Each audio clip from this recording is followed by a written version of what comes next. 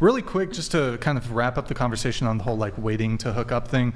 There is one image, Austin, if you can pull that up. This is kind of like,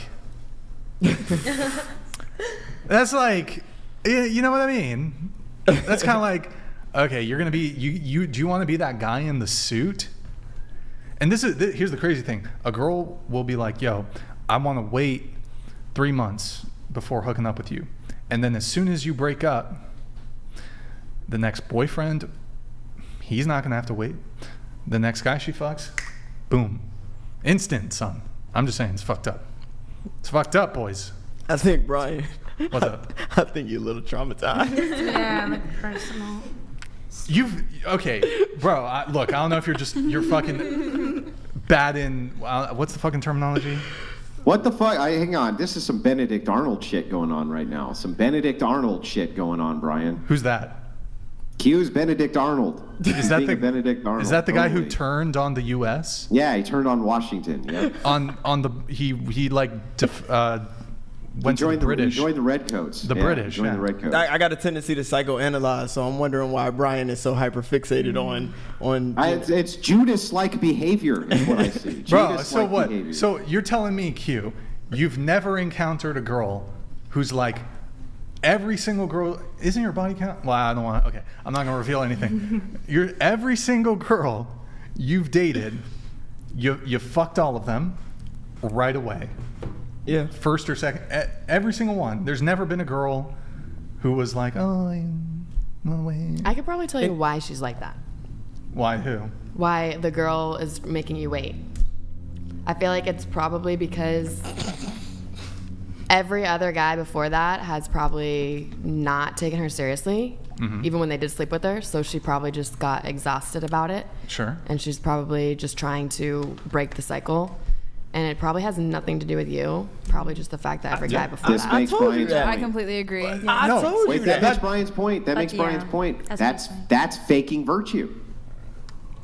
Is it faking but that's what I said. I don't think earlier. she's wrong. I don't think she's wrong. I mean, she's trying to protect herself. No, I said you perfect. You were well within your right to say, nah, fuck that. I'm not waiting. Yeah. But I said they be going on these little self-healing journeys, and they're tired. No, I don't think it's self-healing. I think it's she's trying to protect herself from another asshole. It's a lot of self-healing journeys too. It's a self-healing journey. Yeah, so hang on. So it's that would be faking virtue. Yeah. So that moves right into this idea. So the idea here is just, hey, I'm not going to do this because I think it'll give me a different outcome, not because I'm going to do this for some type of like higher reason.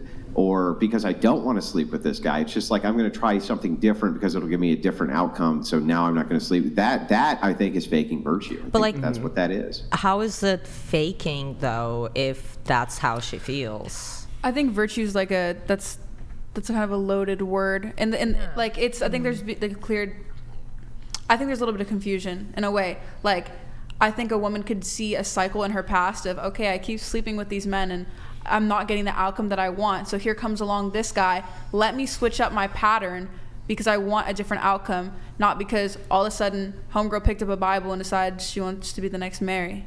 But we would agree, right? And so I agree. So let me kind of give you an olive branch. I agree that virtue can be a very loaded word. I don't think, though, that you and I are speaking past each other when we use the word. I think we would probably use it kind of the same way. Maybe I'm wrong, but I think we would. In this case, though, with Brian, this is actually making his point either way. So if you say she's just doing this because she's working on herself for a different outcome, he's like, well, what the fuck? I'm the guy who gets screwed over here, right? I'm the guy who gets left behind. So that would make his point. Or the alternative to this is I'm doing this because I want you to think differently of me. Even though I want to do this, and that would be faking virtue. So like I said, it's like a double-edged sword, this question. That's why I don't have a great answer for it. Well, I don't think anyone's disagreeing with Brian's view, right? Yeah. I'd be so annoyed if I were a guy and she wasn't putting out. Yeah, right. But it's like at the same time, so for you, the faking part would be just because like she wants to do it, but she doesn't because of her own personal reasons. What Is that about like correct? self-control? No. That wouldn't be the faking. That wouldn't be the faking virtue Okay. scenario. Yeah. Okay. That would be the Brian just feels like he's getting fucked over because why me? Right. Why do I happen to be the guy you start this with? Right. So that wouldn't be the faking virtue part. Okay. The faking virtue part would be if you were like, okay, I have changed my moral system, and that's why I'm not doing this, right? With you. So and they're only really faking the moral system part because they want the guy to think differently of them. So that's the double-edged question here. So they're only changing their views for that one person, but not for everybody else. Is that what you're saying?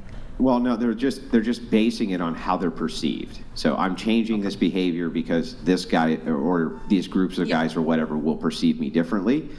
That would be the faking virtue. Yeah. So it's like On it's not a genuine. The other end of it, from the secular end of it, let's say. The idea would just be, well, that's fucked up. How come I get the short end of the stick and John over there, right? He got the all-you-could-eat buffet night one. Why do I have to get the crumbs from Longshank's table, right? When I want the whole country, right? That would be the basic kind of objection here, right? And let me just respond to Brian because Brian my homie. But I was just curious, like the answer. That's a very smooth transition from the Benedict Arnold I saw just mere minutes ago. It was an honest inquiry. It was an honest inquiry, Andrew. But I'm just saying, you asked, like, surely I've dated women who probably done that. All the women that I've taken serious, like the last 3 women that I dated had a combined body count of 3. My last 2 girlfriends were virgins. So I like the innocent type of women. My body count didn't come from me pursuing women. Women have thrown themselves at me. Remember, I made the Shade Room. I was one of the zaddies. I had over 5,000 women in my DM. Women like, oh my God, da-da-da-da. I'm not the guy to always say no. You know, I take them up on the offer sometimes. They've driven themselves out. They've flown themselves out. I didn't pay for anything. So that's typically what it comes from. But the women I approach, it's the innocent type, the wholesome type, the girl who's sitting in the corner reading a book. She doesn't party. She doesn't club. I like those women. Yeah, sure. I mean, I agree with you in terms of my, interest in women. I prefer those kinds of women. But I've also, I'm pretty open about this. Have I encountered this in my own dating life? Mm-hmm. Absolutely. I've encountered women who, I don't know how many times, bro. Just enough, bro. Enough. It's just like, maybe you haven't had that happen, but you've dated a girl where it's like, bro, you can go see me on the Shade Room. You can literally go look me up on the Shade Room. I'm still up there. 50,000 likes. No, but you've encountered some girl that's like, this is some fucking, like, you're dealing with some bullshit scenario with a girl. Yeah. And so I've encountered it, I don't know, a handful of times, right? Mm-hmm. And I mean, you said, well, these girls will fly out, but I've had that too, right? Mm-hmm. But I remember when I was on the dating apps, and I might encounter this, or I remember even a girl who, I had a girl, she drove, slid into my DMs, came here, drove 2 hours from LA to come see me. Mm-hmm. And she told me, oh, yeah, I've had hookups, blah, blah, blah, whatever. So did they do that and still try to make you wait? Is that what you're saying? Yeah, this girl who drove 2 hours to come and see me, slid into my DMs, wasn't religious, didn't seem to have any, there was no religious component there. She was like, well, she admitted to having had several one-night stands. Mm-hmm. And then she said, well, now that I'm a bit older, I want to wait until I'm in love. I'm like, bro. Okay, yeah. I ain't waiting. No, how long is it going to take for you to fucking fall? Like 6 months? Yeah. I'm not waiting 6 months, bro. No, what the fuck? So you don't think that, like, the whole aspect of being older and just being more mature and kind of figuring out what they want plays any component to it? What do you mean?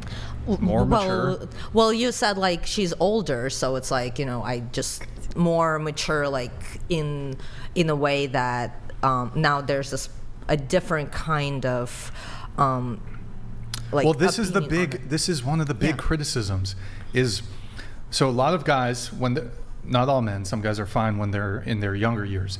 A lot of guys will struggle with dating in their late teens, 20s, up to mid-20s, late 20s even, and they'll get curved by these women when they're younger, while these women are chasing around like the really hot dudes, whatever, fucking them in their 20s, and then these women will be like, okay, I want to settle down with a nice guy provider, dude.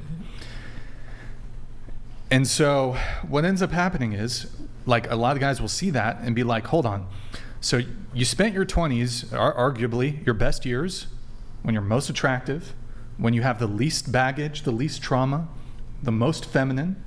You spent all that time having casual sex. Now you're 30, clock is ticking.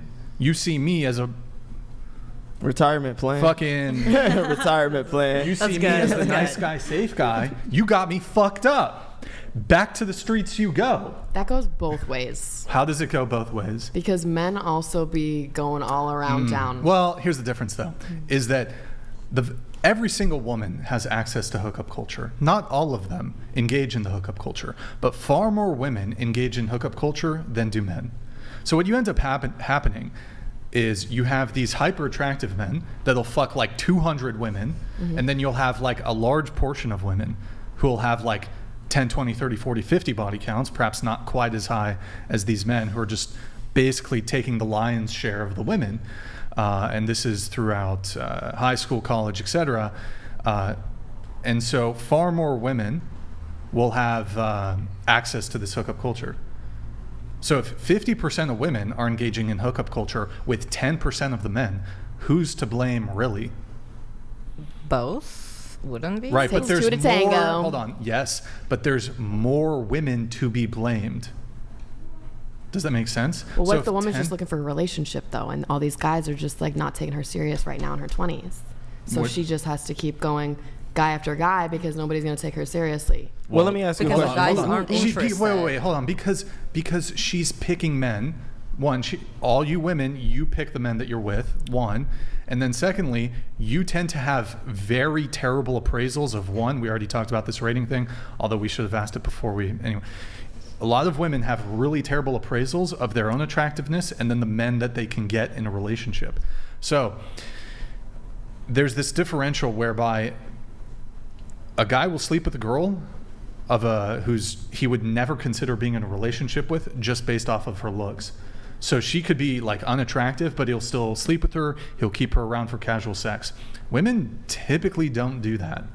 And so what ends up happening is you women have sexual access to men who are above what you can reasonably expect to lock down for long-term commitment. So you women can sleep outside of your league. Whether that's status, whether that's money, whether that's looks, right? A 19-year-old woman who's just hot and attractive, who has 1,000 followers on Instagram, she can go fuck an NBA player, an NFL player. These are very high status men who make good money, who are typically very attractive. And so what ends up happening there is, whereas you think an average looking 19-year-old guy can fuck out of his league? No, he can't. So there's this sort of differential that's happening. So like I said, essentially you have 10% of men who are just crushing it. The rest of the men get scraps or get nothing. And then you got like 50% of the women who are engaging in this sort of hookup culture. I feel like those 10% of men, yeah, they might not be able to like hook up with just anybody, but they have a really good chance at wifing a girl because not all girls go for guys that like look better. Wait, no, than the them. 10% of men are the hyper attractive men that like the vast majority Okay, the of other women. ones, the other ones. The vast majority, so the 90% of men? Yeah. You know how many ugly guys are with pretty girls? But this goes back to women. Not many. This actually goes back to women, one, being terrible appraisals, or making terrible appraisals of their own physical attractiveness, and making terrible appraisal of what they think their equivalent is in terms of a partner. And this can be looks, it could be other things. But if you look at, there's this really great, Austin, if you can pull it up, this one of the dating sites called OkCupid. It's in the Dropbox hold on, Dropbox, podcast, infographics folder. Let me see where it is. It's called the OKC. OKC. And so, if you can pull that up quick. What was that? That was me. It was you? Oh, is that you? I think. What? No. I didn't. Infographics. Do you have it? Okay.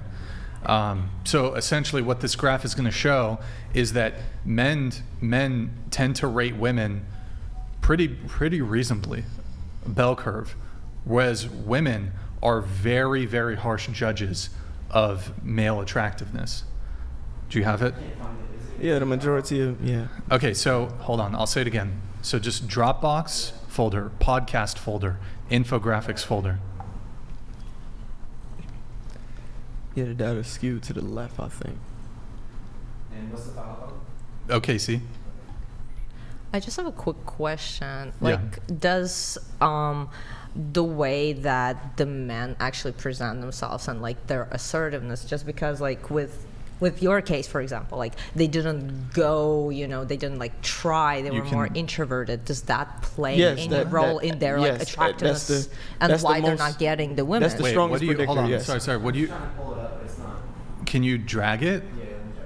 Yeah, that's what you should do. You should drag it. Okay, go ahead.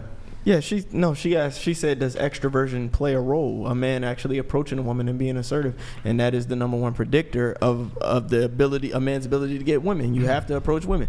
Most men, the men that don't get women, they don't even approach women. That's what I said earlier. I said a lot of guys are scared to even approach women. Yeah, so yeah, the more women you approach, the more women you're probably going to get. Yeah, of course. Exactly. Yeah, okay, that's what I thought. But most men also don't want to play Russian roulette with their self-esteem too. That's true. Like most men do not have the corresponding conversational skills or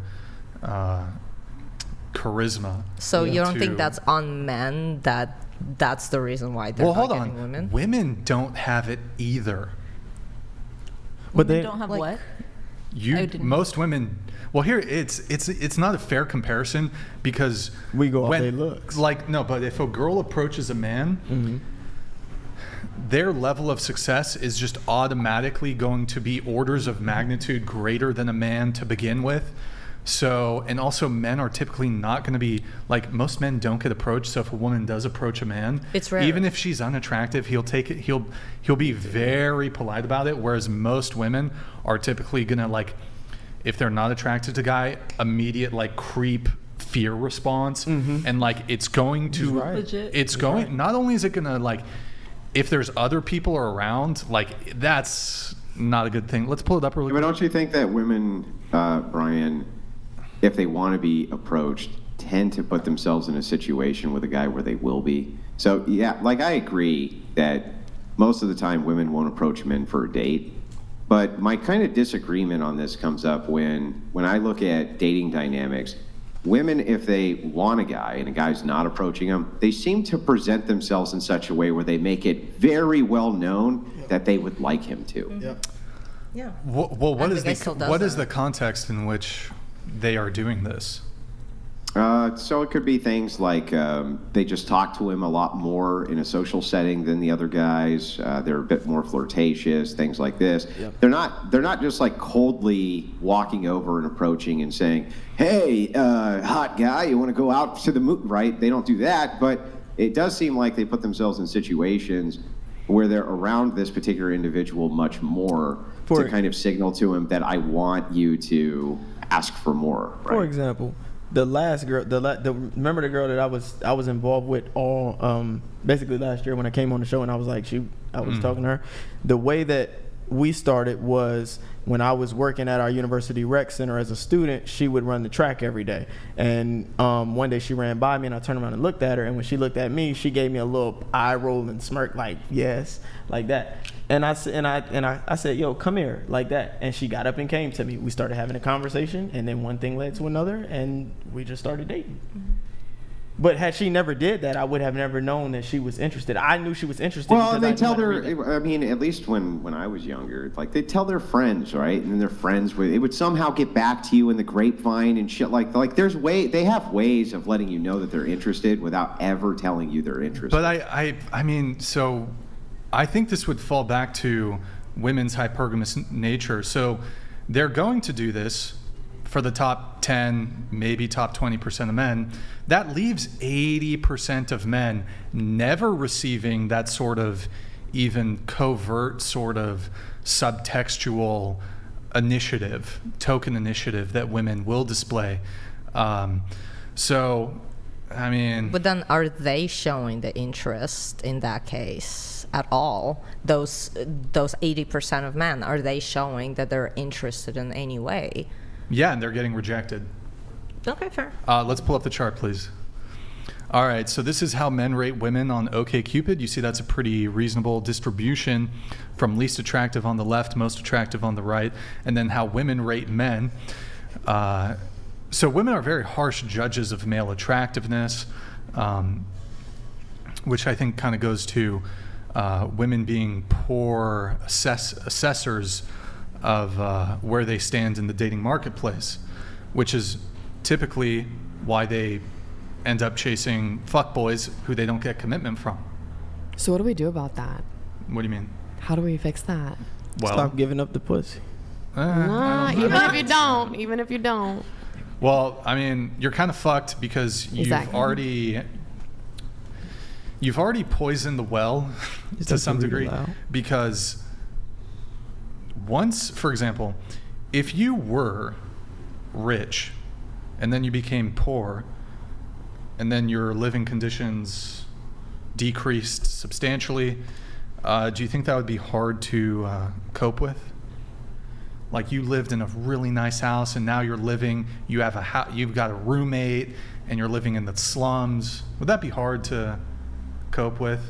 I think it depends how mentally strong you are. Well, so what ends up happening is because women end up having sexual access to men outside of their league, this will happen by, okay, you hook up with a professional athlete and you're a 19-year-old nobody college girl. You're going to start comparing the average 19-year-old college boys who are kind of within your league, who you probably should be dating. Yeah. You're going to be like, well, I've had access to this guy. He's this attractive. He's got this much money. He's got his own place. He's not living in a dorm room with 3 other dudes and we got to put a sock on the door. No, he's got his own place. Fantastic place. He's super attractive. He's super fit. He's got money. He pays for dates, all this stuff. Then you're going to go back to the guy who would actually give you long-term commitment and a relationship, and you're going to be like, damn, the fuck? So you're going to have resentment for the guy who's actually in your league. So you guys are kind of fucked. I mean, personally, I've never gone like outside of my league. Like I've never done. You think that, but. Well, what I'm saying is like athletes and all that. So I know like, obviously that isn't, I know personally that's not realistic. I'm not saying all women have dated professional athletes. I'm using it sort of as an example to articulate the point. They might not necessarily have status, but they could be exceptional in one way or another, whether it's their looks or their personality. And then you look at all the other men, maybe it was a guy who was really good in bed, and then all the other men after that you're gonna be thinking about the guy who really had you wired and figured out. Or you were able to hook up with a really attractive guy. All the guys who come after don't live up to how attractive he was. Whether that's his personality, his looks, how good he was in bed, whatever. But like, don't men do the same though? Like when they date a like super hot chick or like someone they truly love, like, you know. No, because here's the thing, right? So while some men maybe rarely get lucky, again, if you're an average guy, if you step to a really hot girl and you make yourself sexually available to her, if you step outside of your league and you step to a girl who's 1, 2, 3, 4 points more attractive than you, and you're like, hi, I really like you. I would like to have sex with you. As men, we get rejected on the front end. We get rejected immediately. However, as a woman, if you step to a guy who's more attractive than you, whether you know it or not, and you make yourself sexually available to him, you don't get an instant rejection. You get, I will gladly have sex with you. I will never, but you, whether he tells you this or not, you will never get commitment from him. You might have sex with him once. You might have sex with him multiple times. He might even he might even string you along for weeks or months or longer. And he's using you for sex, but just on the basis of your looks alone, he's disqualified you from a long-term relationship with him. But he enjoys the easy access to sex. And so, no, it's totally different, because as a woman, if you're unattractive, if you're pleasant and you make yourself sexually available to a guy who's more attractive than you, he'll take you up on it, but you'll never get the ring, you'll never get the relationship. Weren't you just saying though that you don't like when girls don't put out on the first, second, or third date though? What? I'm not sure what that has to do with anything. Well, in the position, the kind of the caveat here, he's not saying whether or not he likes it if a woman puts out on the first, second, or third date, but rather that if a woman puts out on the first, second, or third date with other men and then says, you must wait, that's where he has the problem, right? I see.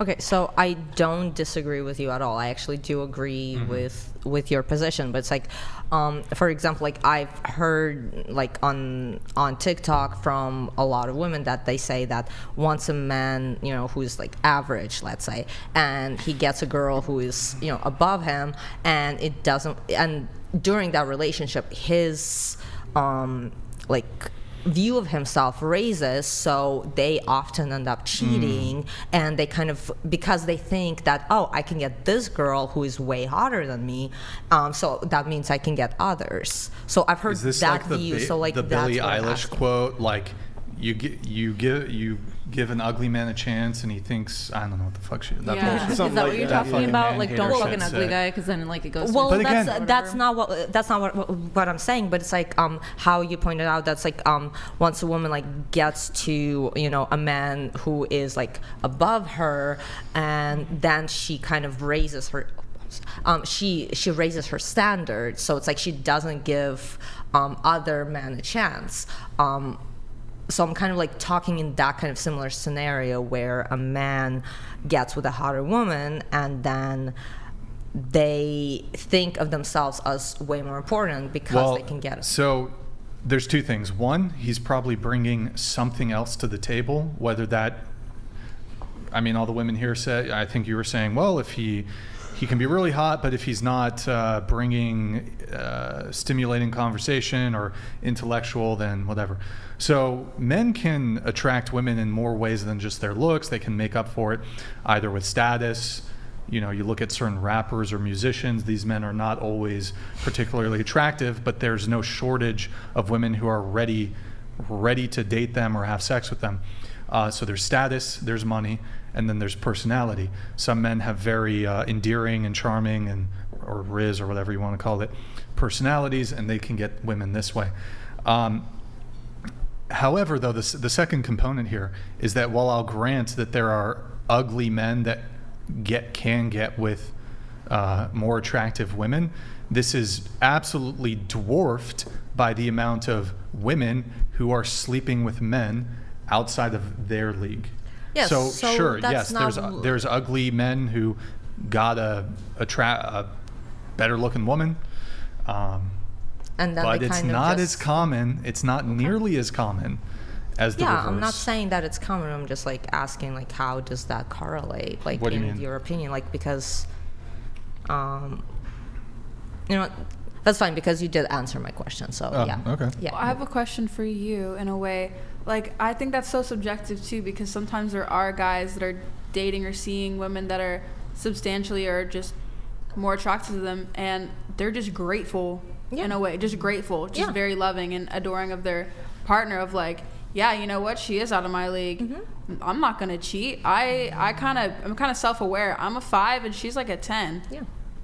Why would I cheat? So I do think that there are definitely men that get women that are out of their league. That's a real scientific Yeah, finding. that get Yeah, out of I'm the league, not- and they're I'm just not like, saying there's I not. love you, and I'm not, Yeah. I'm not messing this up. Yeah, I'm not saying I'm not. Yeah. I'm not disagreeing with you in any way. It's just about like the point of where like the women, once they get like a man, like they kind of tend to go after him, like for the they The added status. they raise their standards after getting with them, which is what Brian mentioned, and I'm kind of like piggybacking on it, like on where how, again, I've seen on TikTok, like women talk about it, how their man like did kind of a similar thing where they cheated on them because they thought that they could do better. No, I agree, that's real. after getting. So it's like that's just the only like. No, Yeah, I so- definitely understand that so side of I'm it not too. like arguing. Yeah, no, I was just- I completely agree with